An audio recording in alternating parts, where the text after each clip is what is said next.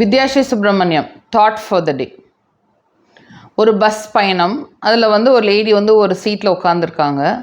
ஒரு ஸ்டாப்பில் பார்த்திங்கன்னா ஒரு லேடி நிறையா பையெல்லாம் தூக்கிட்டு அப்படியே கஷ்டப்பட்டு தடுமாறி ஏறி இந்த லேடி பக்கத்தில் உட்காடுறாங்க.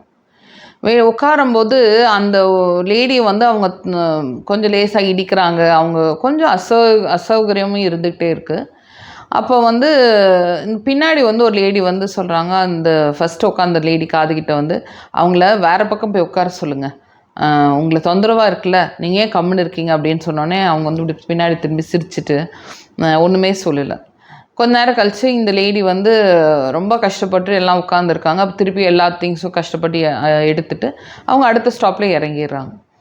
இறங்கினோடனே இந்த பின்னாடி இருக்க லேடி அவங்ககிட்ட, ஏன் அவங்ககிட்ட நீங்கள் ஒன்றுமே சொல்ல, ஏன் கம்முனே இருந்தீங்க அப்படின்னு கேட்டோடனே அந்த லேடி சொன்னாங்களாம், போன வாரம் நான் ஷாப்பிங் போயிட்டு வரும்போது நானும் இதே மாதிரி தான் நிறையா பையோடு வந்தேன்.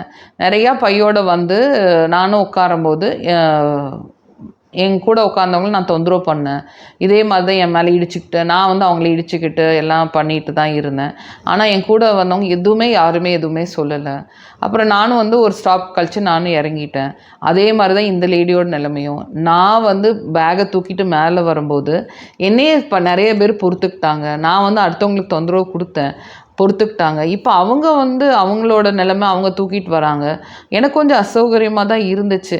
ஆனால் என்னையை ஒருத்தவங்க பொறுத்துக்கும் போது நான் இன்னொருத்தவங்களை பொறுத்துக்க மாட்டேனா அப்படின்னு சொல்லிட்டு அவங்க சிரிச்சுக்கிட்டே இறங்கிடுறாங்க. அப்போது இந்த லேடிக்கு தோணுது, ஓ, வாழ்க்கையோட சுழற்சியில் நாகரீகம்னா இதுதான் நாகரீகம் போல். நம்ம நாகரீகம் அப்படிங்கிற பேச்சில் நம்ம என்ன நினைக்கிறோம் அப்படின்னா, நம்ம நல்லா ட்ரெஸ் பண்ணிவிட்டு ரொம்ப காஸ்ட்லியான காரில் நல்லா நகை போட்டுட்டு நல்ல ஒரு சொகுசான வாழ்க்கை போய் ஒரு பெரிய ஹோட்டலில் போய் சாப்பிட்றது, அது நம்ம நாகரீகம்னு நினைக்கிறோம். ஆக்சுவலி அப்படி இல்லை. நாகரீகம் அப்படின்னா ஒருத்தர் பரஸ்பரமாக சின்ன சின்ன விஷயங்கள் உதவி பண்ணிவிட்டு அவங்களுக்கு என்ன பிரச்சனைன்னு சொல்லிட்டு அதை புரிஞ்சுக்கிட்டு கொஞ்சம் அனுசரித்து போகிறோம் இல்லையா, அதுவும் நாகரீகம்னு சொல்லுவாங்க.